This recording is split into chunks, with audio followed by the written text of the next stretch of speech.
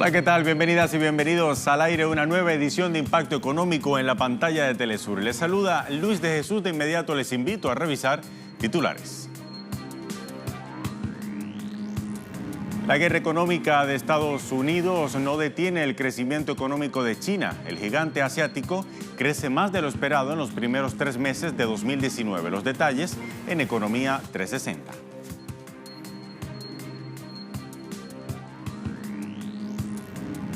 Negociar y renegociar, el negocio redondo del capital financiero internacional para mantener endeudado a los países. En nuestra arista económica de hoy analizamos cómo fusionan las deudas.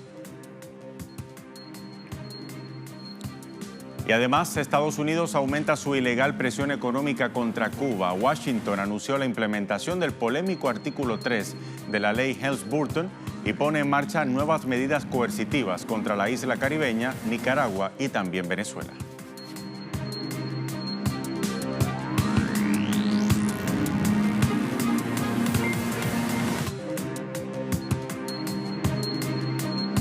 ¿Qué tal? Con América Latina en perspectiva damos inicio a esta edición de Impacto Económico. Hablamos primero Economía 360. A pesar de la guerra comercial de los Estados Unidos, China sigue expandiendo su economía más de lo esperado en los primeros 3 meses de este año 2019. Veamos más.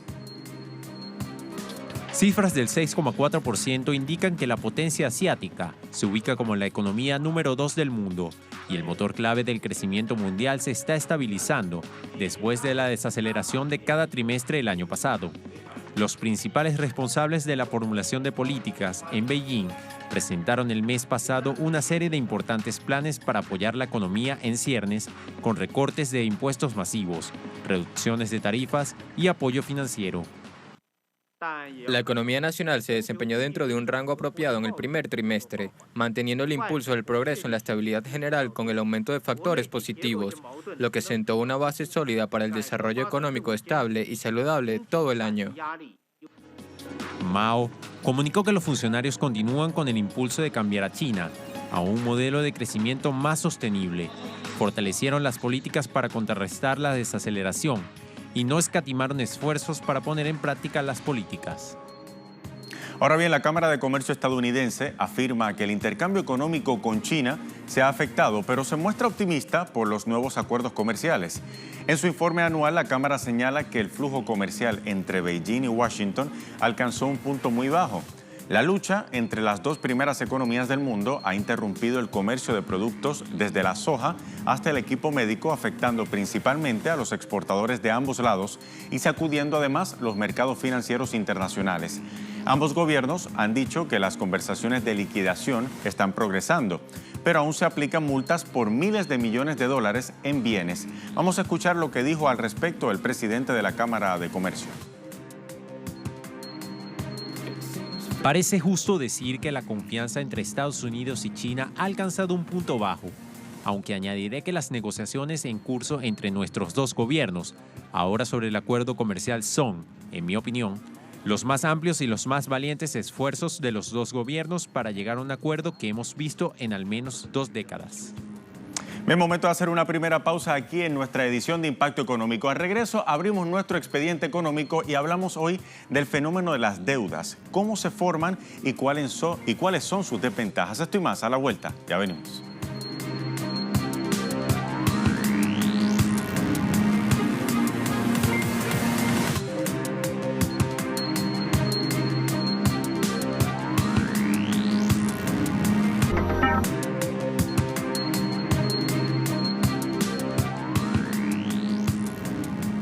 Ya estamos de vuelta aquí en nuestro Impacto Económico de hoy. Abrimos ahora nuestro expediente económico. La deuda, una herramienta financiera muy importante que ha llegado a convertirse en un arma de doble filo para los estados. Este es nuestro tema de análisis hoy en Impacto Económico. Resulta esencial para el ordenamiento financiero internacional que los estados cumplan con sus obligaciones financieras. Cuando un país presenta una situación de impagos dilatada en el tiempo, todas las partes sienten los efectos. No solo sus acreedores dejan de cobrar, sino que también el propio deudor se enfrenta al riesgo de quedarse totalmente excluido de la financiación internacional. El acceso a ese financiamiento externo muchas veces es fundamental para inyectar recursos a la economía sin tener que depender únicamente de la capacidad de ahorro local. Esto supone esfuerzos y y compromisos. Aunque a través de esta herramienta financiera los países pueden llegar a obtener los dólares necesarios para invertir en infraestructura y desarrollar la economía nacional, por años ha sido visto como un mecanismo de desposesión, incluso como uno de los más exitosos en Latinoamérica, según Pascualina Curso. Pues según la economista, no solo genera una transferencia de renta colosal hacia el capital financiero internacional, sino que abre la puerta a la intensificación de otros mecanismos como la mercantilización y privatización de servicios públicos y la apropiación de la explotación de los recursos naturales por el capital privado. Ahora bien, el capital financiero internacional busca, de todas formas, mantener a los países en condición de endeudados. Para ello, se inventan todas las formas posibles de renegociar. En este escenario, los países también tienen derechos a renegociar los acuerdos, como hacen la mayoría de actores económicos privados a lo largo de su vida. La reestructuración de la deuda consiste en establecer nuevas condiciones de pago de la deuda vigente de un país, un proceso que requiere de una renegociación entre acreedor y deudor. Generalmente incluye la modificación de los plazos de vencimiento, haciendo que se elimine así la acumulación de deudas a corto plazo y se conviertan estas en deudas consolidadas a largo plazo. El reescalonamiento de la deuda, es decir, el cambio en las cantidades anuales a pagar para que estos resulten más uniformes o graduales, y la modificación en los intereses. Esto supone que dos tipos de proceso de renegociación de deuda se enfrenten. El primero puede significar un alivio y una oportunidad justa y soberana para el desarrollo de la economía deudora, si se emplea el dinero obtenido para invertir en infraestructura y programas sociales. Y por supuesto, si se mantiene la lucha por recuperar espacios de soberanía y hacer frente al orden hegemónico geofinanciero global. En el segundo, el proceso puede convertirse en una cadena perpetua asociada a un mecanismo de extracción de riqueza constante, sometiendo al país a más y más deuda, a la pobreza y a la precarización como resultado de la reproducción de relaciones asimétricas. El fin último de la renegociación dependerá de la estrategia y voluntad geopolítica de las partes. Y existen actores que siempre hacen lo necesario para anteponer como prioridad absoluta el endeudamiento de los países porque saben que pueden entonces sacar mucho provecho de ello. Por ejemplo, los préstamos acordados por organismos como el Banco Mundial y el FMI, lejos de favorecer el desarrollo industrial de los países endeudados, son proyectos que los integra en el marco mundial para servir a los intereses de las multinacionales y la banca. Sus programas de ajuste estructural están entonces dirigidos supuestamente a restablecer el equilibrio financiero de los países en dificultades, pero lo que realmente se trata de hacer es ajustar o buscar, ante todo, favorecer a los mercados financieros. Tanto el Banco Mundial como el FMI imponen la apertura de la economía a fin de atraer capitales con las consecuencias negativas para la población y la economía que eso conlleva. La pobreza entonces se generaliza con rapidez y los criterios macroeconómicos privilegiados por estas instituciones financieras no permiten mejorar el bienestar de los más pobres. Un ejemplo claro es lo que ocurre actualmente en Argentina.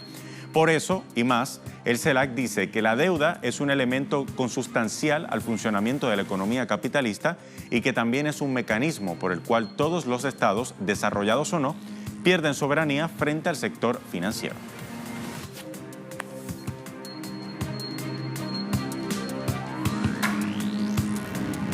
Bien, momento de hacer una segunda pausa aquí en Impacto Económico. Al regreso revisamos información económica de América Latina, mucho que contarles sobre Cuba, Estados Unidos, Venezuela y Nicaragua. Quédese con nosotros, ya venimos.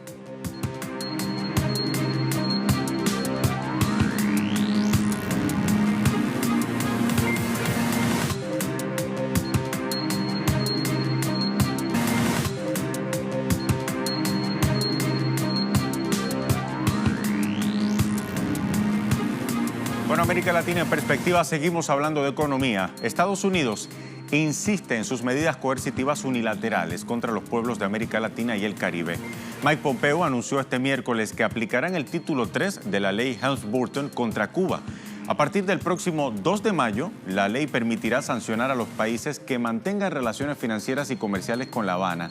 La medida de Washington podría exponer a compañías estadounidenses, canadienses y también europeas con intereses en la mayor de las Antillas. Ahora bien, en respuesta, la Comisión Europea rechazó ya la aplicación de la ley y amenazó por escrito al gobierno de Donald Trump con una posible denuncia ante la Organización Mundial de Comercio. La medida unilateral estadounidense amenaza a los intereses de compañías europeas, mayoritariamente españolas, en particular ligadas al sector hotelero. El canciller cubano, Bruno Rodríguez, dijo que la medida es un ataque al derecho internacional y también a la soberanía de Cuba y de terceros estados. Y mira, expertos afirman que Estados Unidos sigue mostrando obvias intenciones de intervenir en los asuntos diplomáticos de países latinoamericanos.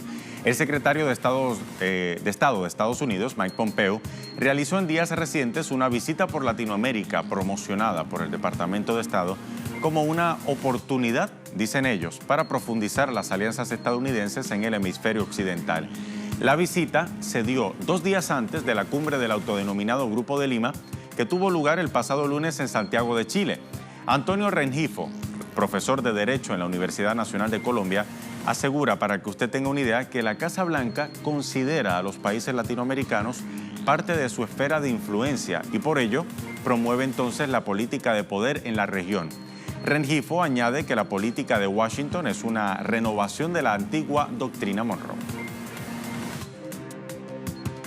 Estados Unidos siempre tiene una posición arrogante y asume que América Latina es su patio trasero y que América Latina tendría que ser o que tener relaciones económico-comerciales solo con Estados Unidos. Ellos quieren tener la supremacía que históricamente tuvieron, pero ese es un mundo que quedó atrás hace 20 años. Ahora estamos en un mundo multipolar. Hablando de y de medidas unilaterales impuestas por Estados Unidos, hay que mencionarles también que el Departamento del Tesoro de Estados Unidos sancionó este miércoles al Banco Central de Venezuela, el organismo rector de las finanzas del país suramericano, para restringir sus transacciones y su acceso a dólares. Ante estas nuevas medidas unilaterales, el presidente venezolano Nicolás Maduro rechazó entonces las sanciones de Washington y las calificó de ilegales. Hoy volvieron a tomar un conjunto de sanciones unilaterales totalmente ilegales e inmoral. Ahora contra una institución que es sagrada como institución en el mundo entero, el Banco Central de Venezuela. Los bancos centrales en el mundo son sagrados. Todos los países los respetan. Nadie se mete con un banco central de ningún país.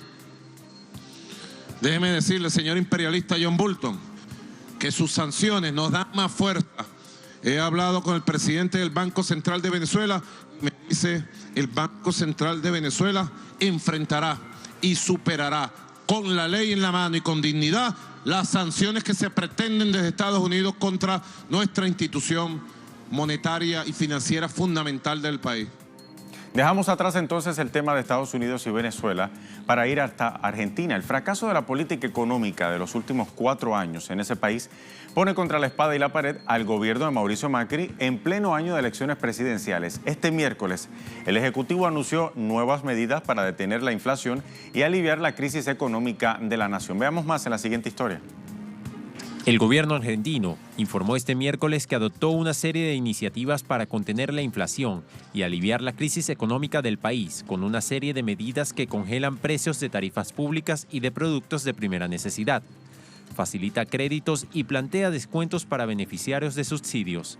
En ese contexto, el Ejecutivo argentino llegó a un acuerdo con 16 empresas para mantener estables, por al menos 6 meses, los precios de 60 productos de la canasta básica. Una medida que en un principio ellos lo criticaron, pero que además hacen de forma temporal, hasta el día de las elecciones. La actual gestión también se compromete a no aumentar hasta el fin de año el tramo de las tarifas de electricidad, que dependen del Estado Nacional, y que tenía pautados 2 aumentos para lo que resta del año, y del gas, que se iba a encarecer un 27% hasta diciembre.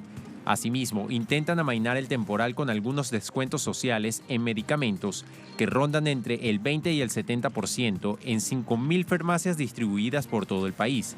La administración de Macri también lanzó un plan para facilitar el pago de deudas que arrastran las pequeñas y medianas empresas. En esta línea, la tasa de interés tope para las pymes será del 2,5% mensual, menor que la de los planes previos y muy por debajo de las tasas del mercado. El gobierno de Macri también ofrece una salida que es la misma, es decir, volver al endeudamiento. Gran parte del paquete se centra en ofrecer más crédito a los endeudados para pagar sus deudas. En pocas palabras, es una bicicleta financiera que no tiene fin. En cuanto al tipo de cambio, se plantea un sistema de control de cambio, con un sistema de bandas, por lo tanto reconocen que el sistema libre no funcionó, porque devaluó y mucho la economía. Ahora lo que harán es usar el dinero que vendrá del FMI para abastecer a quien tenga pesos. para obtener dólares, que son muy pocos. Y si los dólares no dan para más, entonces se establece una banda máxima por encima de la cual el tipo de cambio no puede subir. El gobierno argentino cree que estabilizando el tipo de cambio podrá controlar la inflación, pero esto ya no pasó, porque ya lo intentaron antes. No es nuevo, ya hicieron esto, controlar el tipo de cambio por algunos momentos poniendo muchos dólares en el mercado, y en cambio, no pudieron controlar la inflación por inercia, que es muy grande. Las medidas del gobierno de Mauricio Macri parecen ser buenas, pero de ninguna manera se habla de mayores ingresos, ni de medidas para la economía real. Tampoco abordaron la generación de empleo, salarios y productividad de la industria, que registra notables caídas. El gobierno de Macri se encuentra atado en una deuda que es una bomba de tiempo, porque se endeuda cada vez más, en dólares y en pesos, y eso supone un peso muerto para la economía real del país. En concreto, el macrismo no sabe qué hacer y de alguna manera demuestra que su política económica ha fracasado. No ha funcionado su política monetaria ni financiera para controlar la inflación. Es decir, el macrismo dijo siempre que la inflación se explicaba por la emisión monetaria. Congelaron la máquina de imprimir dinero y en cambio la inflación galopó más que nunca. El sistema financiero puso tasas de interés altísimas para evitar dinero en circulación y tampoco logró corregir precios. Ni siquiera la inyección de dólares tras el acuerdo del FMI tampoco favoreció a la actividad económica. ¿Por qué? Porque los dólares fueron a parar a manos no productivas. Obtuvieron dólares aquellos que tenían mucha plata, el sistema financiero, y de ninguna manera, ni un dólar prestado por el FMI fue a parar a la economía real. También fracasó el acuerdo con los exportadores del campo, a los que le rebajaron las retenciones para que trajeran dólares, y no fue así. Las grandes empresas exportadoras no liquidaron ventas y siempre aguardan a que el tipo de cambio crezca y crezca. Y bueno, Perú ha sido escenario de varios escándalos de corrupción en las altas esferas políticas. Un ejemplo de ello son el caso de corrupción en 1990 durante el periodo de Alberto Fujimori o los escándalos actuales como Odebrecht o Lavallato, que implican a los expresidentes Alejandro Toledo, Ollanta Humala, Pedro Pablo Kuczynski y Alan García. Este último se suicidó este miércoles para evadir la justicia peruana que lo había implicado en el caso de la constructora brasileña Odebrecht. Los detalles a continuación. El expresidente peruano Alan García falleció este miércoles luego de que esta mañana se disparara en la cabeza, cuando la Policía Nacional ingresó a su casa para ejecutar una orden de detención preliminar por 10 días en su contra por supuestos delitos de lavado de activos, tráfico de influencias y colusión vinculados al caso Odebrecht por la construcción de la línea 1 del Metro de Lima.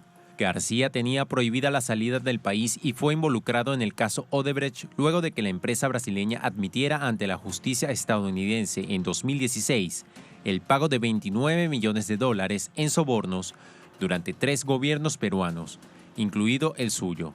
En ese contexto, los recientes hallazgos hechos por la Fiscalía de Perú revelan que Odebrecht consignó más de $4 millones en cuentas de Luis Nava, quien fue secretario de la presidencia en el segundo mandato de García entre 2006 y 2011, y de su hijo José Antonio Nava.